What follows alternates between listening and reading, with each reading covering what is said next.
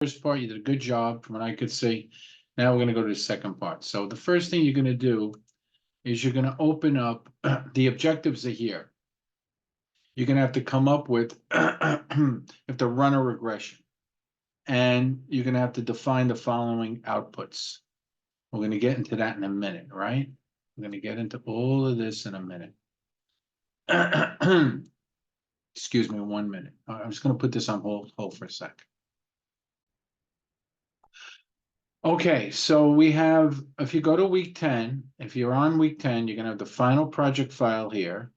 You're going to have the objectives, which is you're gonna do using a hypothesis, which is basically, I'm gonna explain to you, hypothesis is simply what we're trying to explain. We're gonna run a simple analysis, a regression analysis, and you have to define these terms, which I already gave you definitions. You're gonna put everything on an Excel spreadsheet, and with a Word document, you're going to define these definitions. Now, obviously, you're gonna say, well, Professor, you gave us the definition, but I don't want you just plain out copy my definitions. I want you to understand it and write those definitions within the context of the work we're gonna do. Okay, so you could say, well, a multiple R is this, and in our example, this is what happened. Okay, any questions? Any questions? Oh, we're good. Okay. So the first thing we're gonna do is you're gonna go to week 10. And remember, where you see, that's the definitions, that's a file. This is gonna be where you submit, because I know people have trouble with that sometimes. Now, you guys aren't, you guys are pretty good. And then you're gonna upload a file, attach a file, and submit. So when you're ready to do this, and you can do it as soon as today if you're following along or whenever, and I'll grade it. So you open up your file first, and it's gonna show up over here. So I'm gonna stop, so then you open it. And when you open it, you're gonna get this file. Okay? Okay. So this file is gonna open for you. All right, and actually, there's gonna be some descriptives here. So let me make sure I'm sharing the correct screen. So now when you open the college tuition file, you're gonna see this, okay? But where I want you, oh, hold on a minute. You're gonna see this. What I want you to focus on is this, the tuition file, okay? So everybody see this? And what we're gonna do is we wanna compare in-state tuition. All right, this is the tuition you would pay in any of these states if you lived in the state. Okay, and this is the tuition you're going to be paying if you live outside the state. So this is one variable, this is another variable. You don't have to worry about variable C. Matter of fact, just for my sake, I'm going to get rid of it. These are the two things I'm concerned with.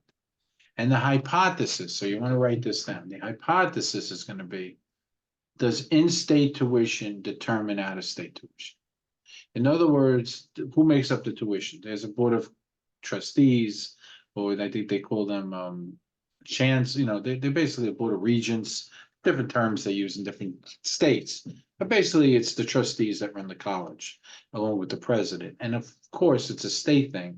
So at one point, the governor usually gets involved in a state, right? It's a big deal. The colleges of a state.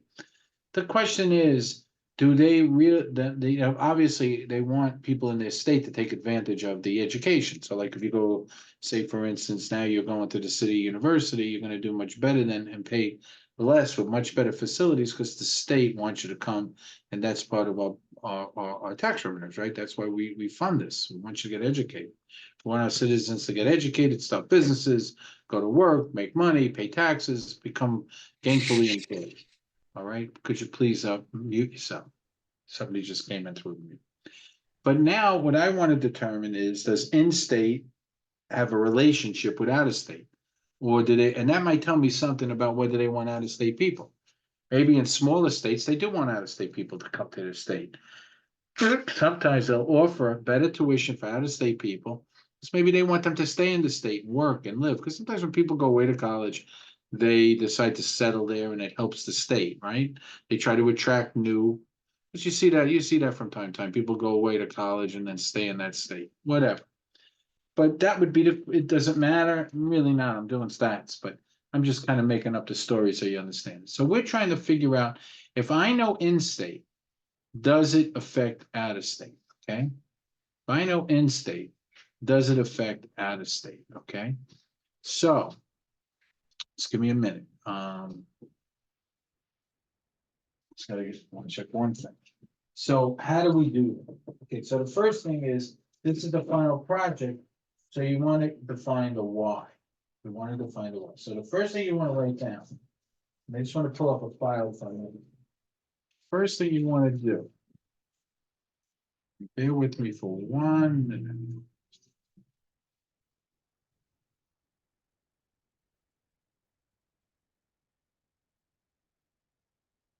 Bear with me for 1 minute. So you always want to remember that y is the dependent variable and x is the independent variable. So the best way to remember that, always make y your dependent variable. The best way to remember that is we're asking the question why. And we're trying to find a variable that explains another variable. So always remember that x is your independent variable. That's what you're using to test y, which is your dependent variable. So you want to write that down because that'll help you when you're writing up your report. So x is always your dependent variable, y is your independent variable. X is always your dependent variable, y is your independent variable, okay? So that's something you want to remember because that's important in stats. That when you're running a regression, and we can run regression against one variable or many variables, but in this, to make it easy, and it's the end of your, basically brings you to you learn all these tools, and then you use the regression as one of the big tools. We're just going to use one variable to explain another. So say, for instance, I wanted to look at grades. And I started collecting data as to how many hours people studied in certain classes, like my class, and what their grade was. Well, of course, X would be the independent variable because I'm not controlling that. You're deciding how many hours you want to study. But we're trying to find out if that affects grades. So X would be independent, Y would be dependent. So Y is dependent on X, or Y is what the thing we're trying to answer, Y. So in this case, X would be the in-state tuition, because we have no control over that, we want that to explain out-of-state. X would be in-state, Y would be out-of-state. That's how you set these up. Any questions?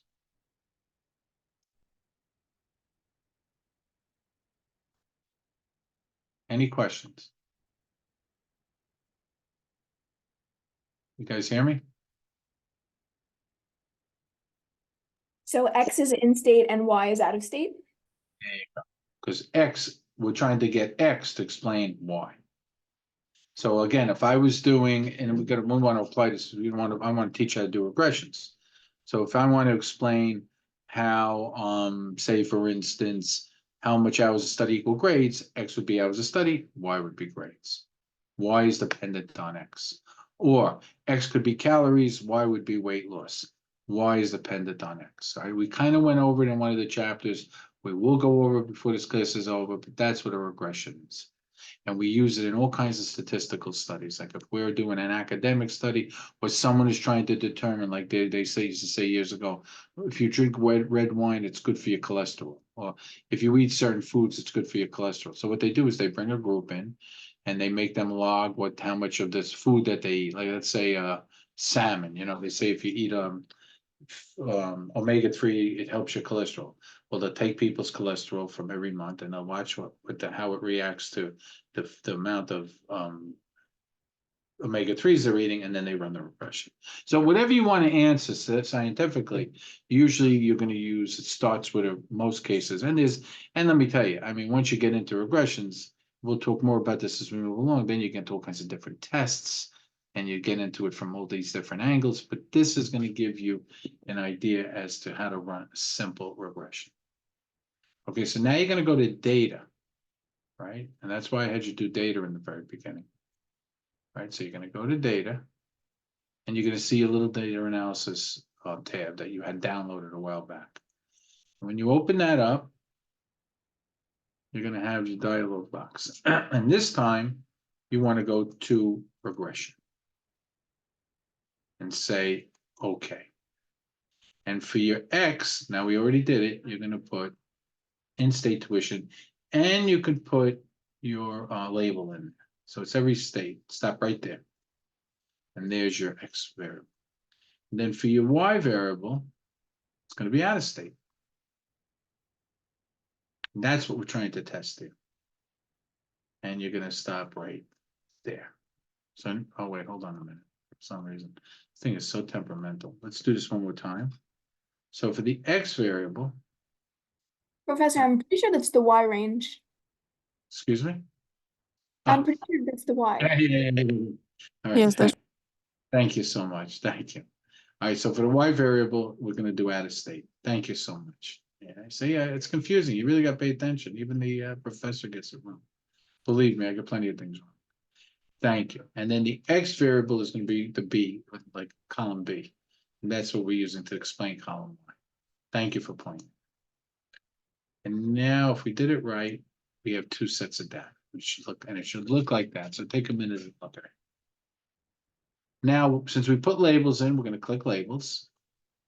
And we never click constant or zero. Constant means that we're taking the y, we're taking the intercept, and I'll explain that in a minute, and we're making that zero. This is we do certain tests that way. You don't have to do it. You very rarely use that. You usually just want to do a simple regression, but that's just a way to kind of handle other tests. No need to hit that button. Do not hit that button. But then you want to hit residuals, residual plots, line flip plots, and standardized residuals. So now that should be everything you have clicked. Make sure you have it clicked. Take a minute and make sure that works.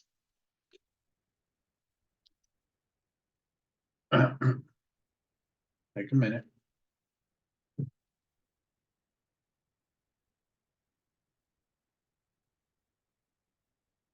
Okay, when you do that, you want everybody good? Can I hit okay? Yes. And there you go. Now you have your regression. Shows up on a different sheet.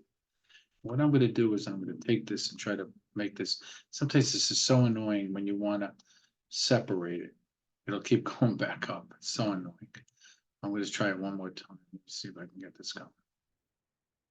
There we go. So you really want to separate these two because it's going to make it easier for you to use them and understand. These are good because you kind of, it helps you to understand what you're looking at. All right, and we'll make that over here. Okay, we'll stop there. And what we have here is a regression. So now we'll take a look at our numbers. And the first thing I want to do, and you're going to save it, obviously. So what you're going to do is you're going to say file, save, put your name on it. So now you can use this file to send it to me in the assignment. Remember, you go into week 10 and you just put it in your assignments. That's how you're going to do it. Okay. So you're gonna finish this up. You're going to give me the definitions, and you're going to explain within the context of the definition as to what these numbers are. And you can kind of spread these out. You could do these more simply by just highlighting everything and saying expand, but I like to do it that way so it doesn't open too much. Now let's look at some of the definitions. We're going to go back to our project. Remember, when you get to week 10 or whatever week you want, this one, you know, this I'm using this for multiple classes, so your week might be different, and I'll point that out which week it is. You have the file here. You have your what you need to do here. And what's a multiple R? A multiple R is the multiple correlation coefficient. Multiple R measures the strength and direction of the linear relationship. What multiple R does is we take the sum of the squared variances. So how can I explain this best? Okay, let me show you. Just bear with me.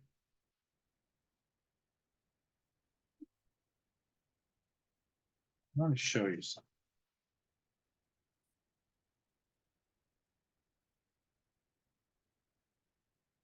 Just give me 1 second.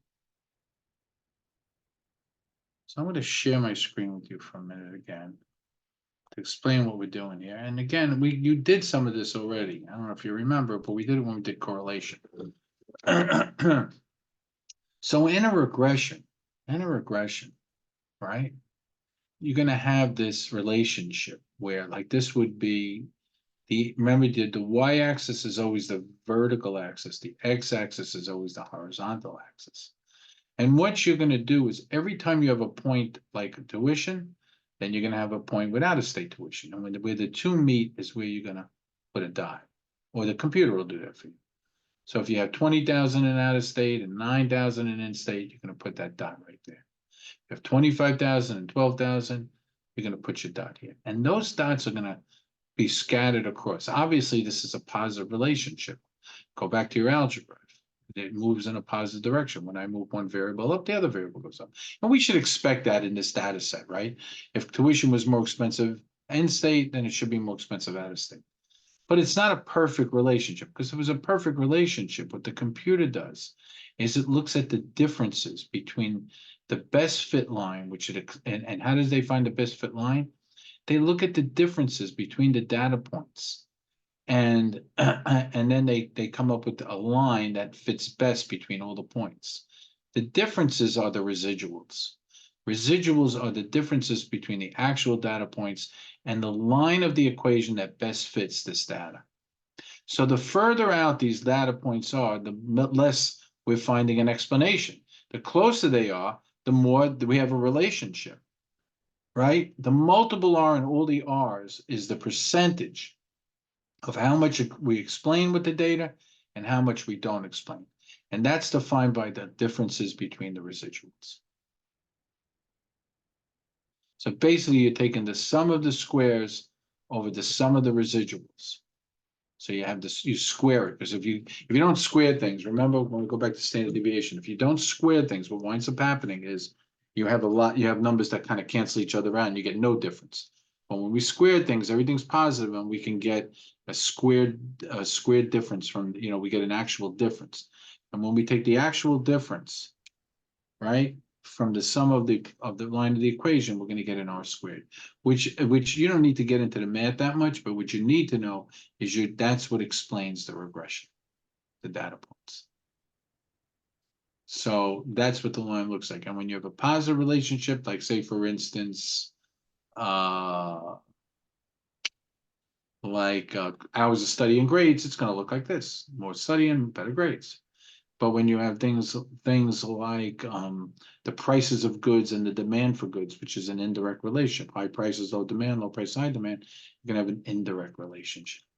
Now we'll get into other tests. There are things like heteroscedasticity, things like that. There are a lot of ways you can look at this information, but and that's the beauty of doing this stuff.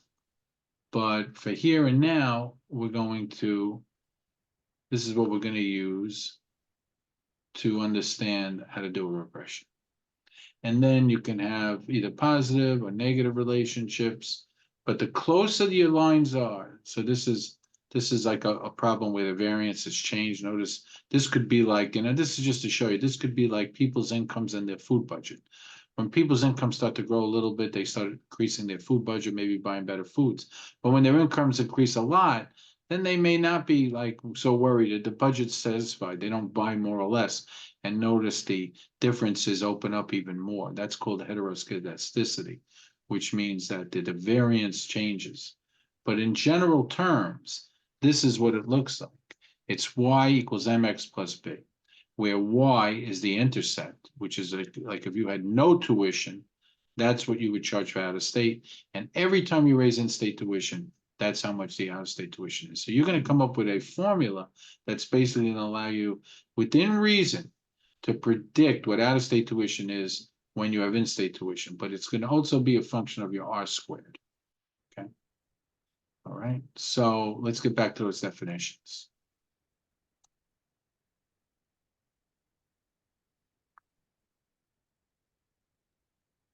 So when you're looking at these definitions, bear with me.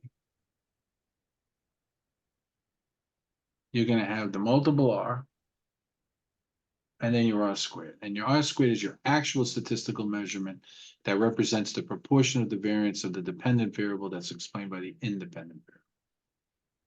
So while multiple R measures the strength and direction, the R squared tells you how much is explained. So multiple R will tell you how strong the relationship is, how close these data points move together. R squared will actually tell you the difference.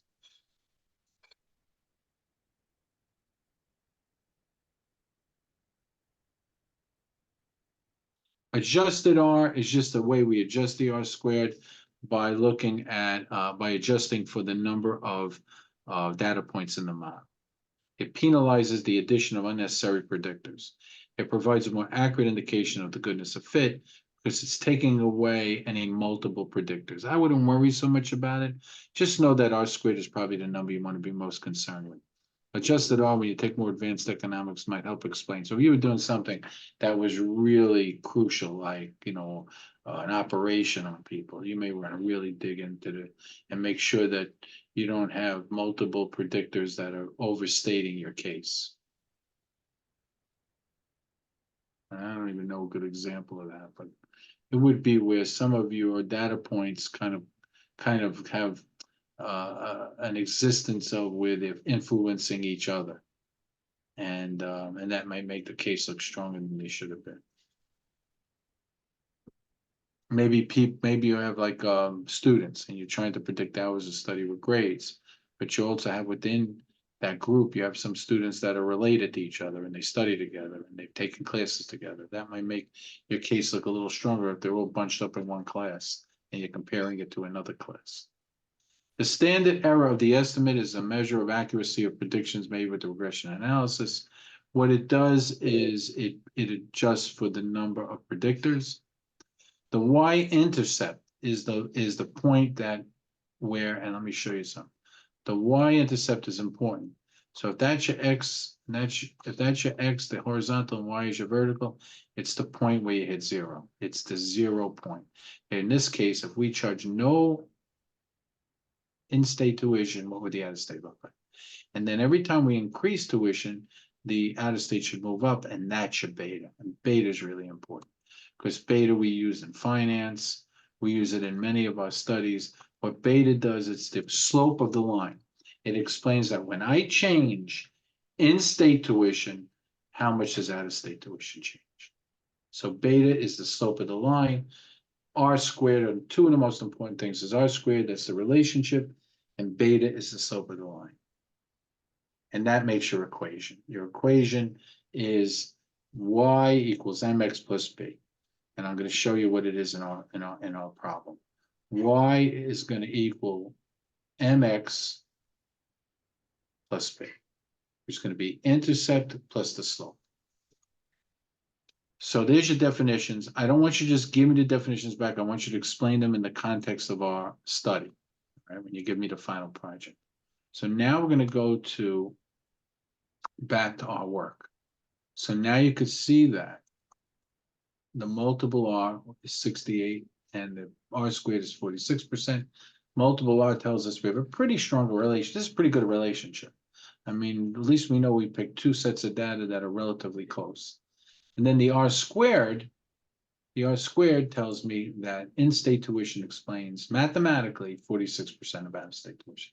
Now, there's always the chance in regressions that you have something called, you have data that explains something where it's confounding, where it wasn't, like you explained one thing for another. For instance, years ago, there was a study, right? And the study measured unemployment rates versus snowfall in Amherst, Massachusetts. I guess people were just playing around with stats in college and just running different numbers.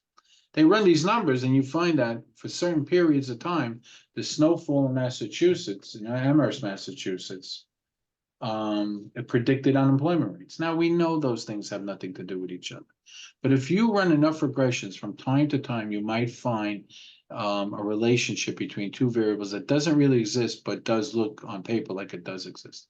So you always want to use common sense with these things. In our case, we know that in-state tuition should influence out-of-state tuition, and that would make some degree of sense to us, okay? There's the number of observations, which is 50, which is the states. Now there's your intercept, 11,377.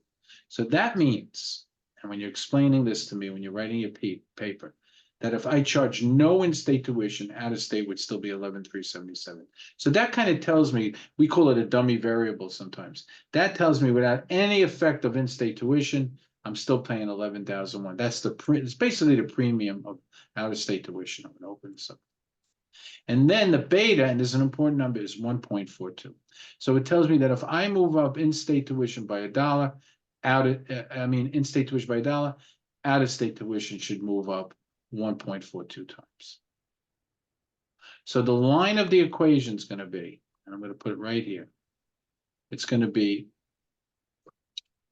y equals mx plus b. It's going to be 11,377 minus 1.42.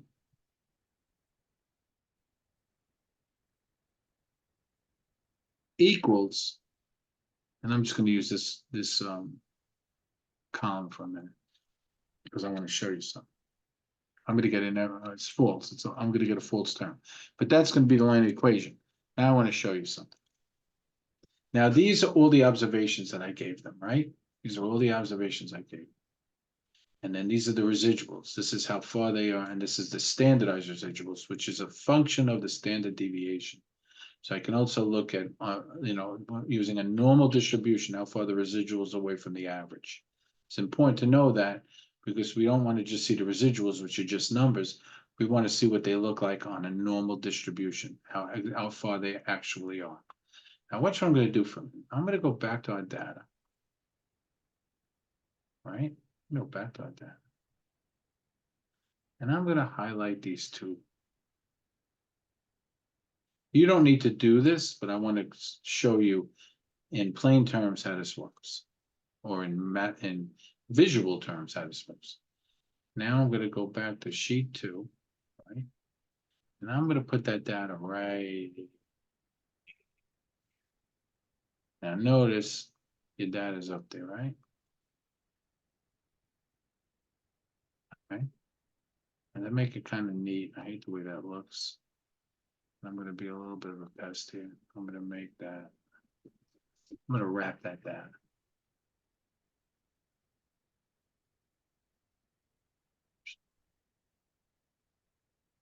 I'm going to wrap that text. Now it comes out. Okay. Now watch what happens. This is in state. This is out of state. And this, using my regression, is the prediction. Right. That's the prediction. So. And if I want to know which states it was, I just have to go back to my data. I did it in numerical order, right? I think it's also alphabetical. Is it alphabetical? Let's see. No, it's not alphabetical. But you can go back. That's 1, that's 2, that's 3, that's 4. You can go back and look it up. I could have done that too. I mean, we could do it just to make it neat. Let's do it. Why not? It's more descriptive, I guess. So we're going to put that there too. Now you actually got the state. Now watch what I'm going to do. We know our equation, right? It's 11,377 plus 1.427. It's those numbers, right? So what we're going to do is we're going to say equals whatever we get with no tuition, which is 11,377, 2,425, plus the slope, which is that. And I'm going to put a little parentheses around there. And we're going to multiply that slope by the in-state tuition. And when I close it, I'm going to get 19,642. And notice that's your prediction, 19,642. And since that was the prediction using my best fit line, and that's the actual 19,530, when you subtract this from this, you're going to get minus 112. In other words, the prediction is 112. The actual is $112 less than the prediction. So the residual was a little lower than the line. And if I standardize it, it's very close to the mean. And if I run these numbers throughout, and I want to make sure I'm doing this right. Yeah, it should be. And go through all 50 states,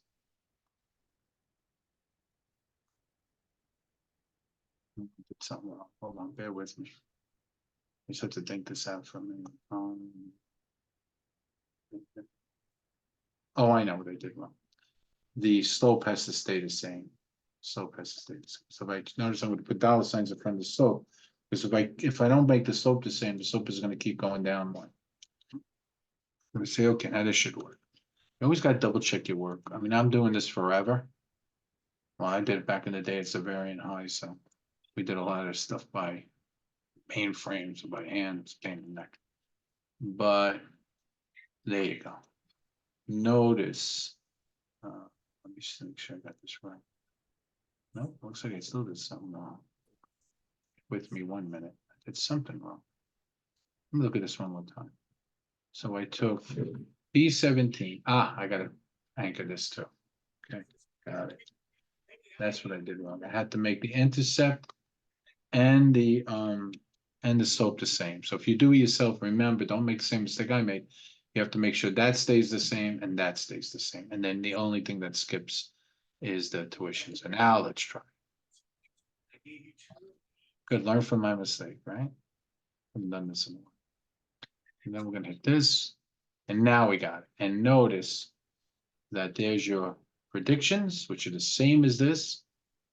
And there's your actual is here.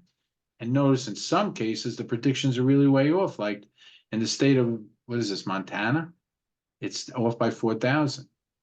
In New York State, where we are, it's off by 20, it's down, it's below 2,600. Your actual is actually less.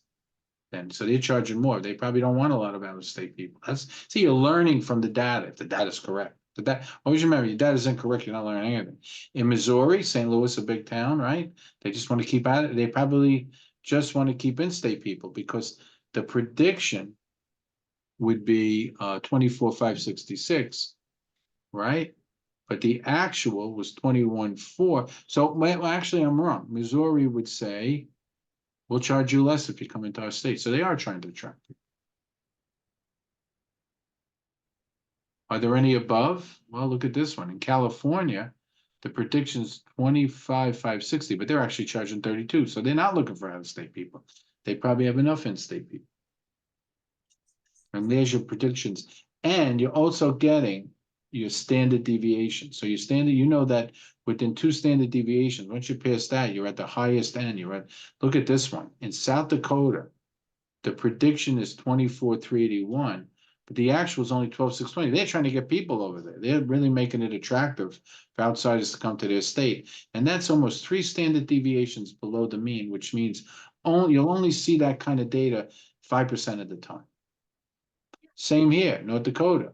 Notice that makes sense, right? These are states where there's not a lot of people. They're trying to attract people. So they're minus almost 3 standard deviations. So if we look at all our data in every state, this should only happen less than 5% of the time. But in states like Washington State, Hawaii is a little higher. Oregon, the residuals are higher. And there you go. And now you not only explained the equation, but you're seeing how it breaks down. And that's why they're not perfect. And that's why you're only getting explanations on 46%. So if you were doing this as a study, you'd want to answer, well, now I know how in-state affects out-of-state, gives me a clue as to why they do it, or how they set prices. But my next question might be, what's the other 50%? And you can run other regressions, or you can run multiple regressions. Problem with multiple regressions are sometimes one thing affects another. It's called multicollinearity. So for instance, I could look at somebody's flexibility, exercise, and weight and calories to determine weight loss, but one might affect another. Flexibility might be affected by exercise. Okay. Now, the last thing you want to remember is your T-stat. I don't ask you for a definition, but the T-stat is the number of standard basically, it's the number of standard deviations away from the prediction. So if your T-stat is very high, that means you got very good conclusiveness, because your probability value, and you're going to learn that. We're going to really get into it more in the next couple of weeks, but it tells us that I would worry less about the understate and more about the beta. For you to get this right, if you did a significance test, you're almost at like a fraction of 1% that you would have gotten the same number. So the bottom line is if you ran these tests over and over again, you're gonna get the same results using this type of data many, like maybe 99 out of 100 times. So your T-stat is almost 6.45 standard deviations, if I had to look at it that way. Plus, sometimes it's useful to see if I did the upper and lower of the standard deviation, how much things would change. This basically gives me my range. So within the bottom of the range, the beta would be 0.98. Within the top of the range, it would be 1.87. But we know the middle, the mean is 1.42. So it gives me a range of data. It just repeats it here for some reason. It gives me a range of data. It gives me a range of beta.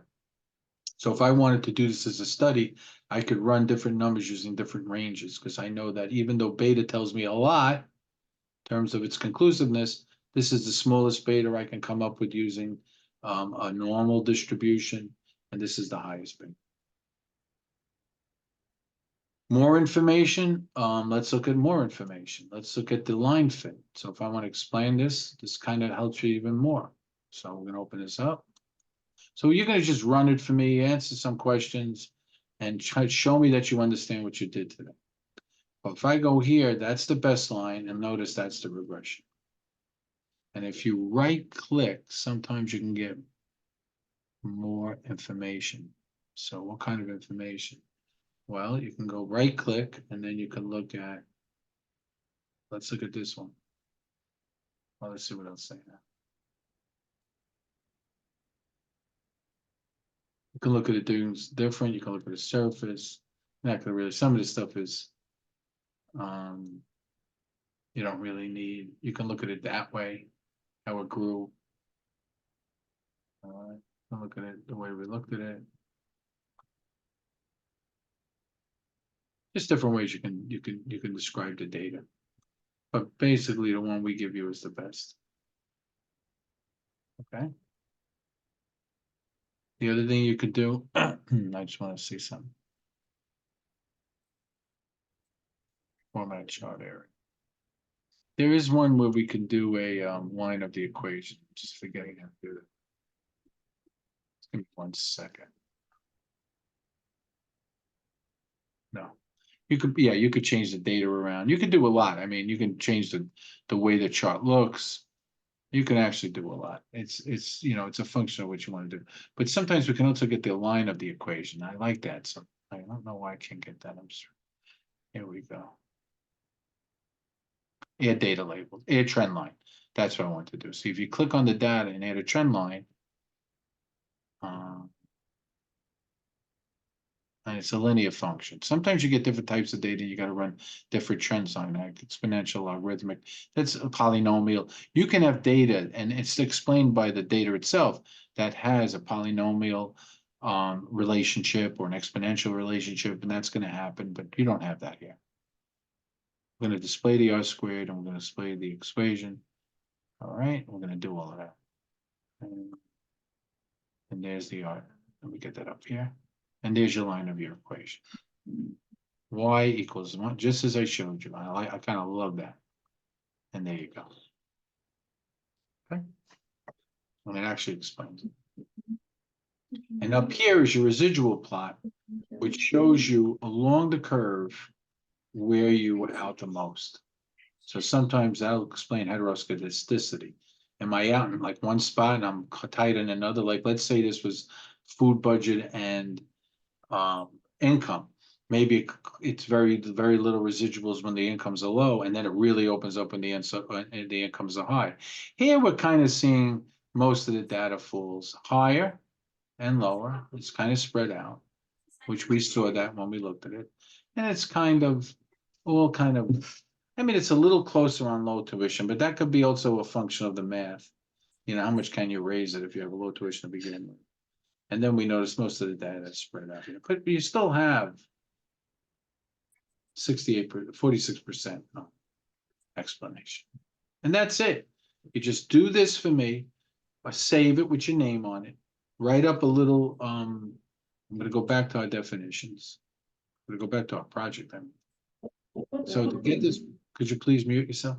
To get the project right, you're going to have to, you know, define these, but explain it the way I explained it. You know, the ones I want you to focus on is R squared, beta, and the equation. you submit the Excel spreadsheet and a Word document, or you could put your, if you want, you could put everything on an Excel if you could fit, if you could just put cut and paste. And, we're done. If you do it in a Word document, use it APA style. And make sure you proofread for errors, put it in, I'll grade it, and you're done. And that's it.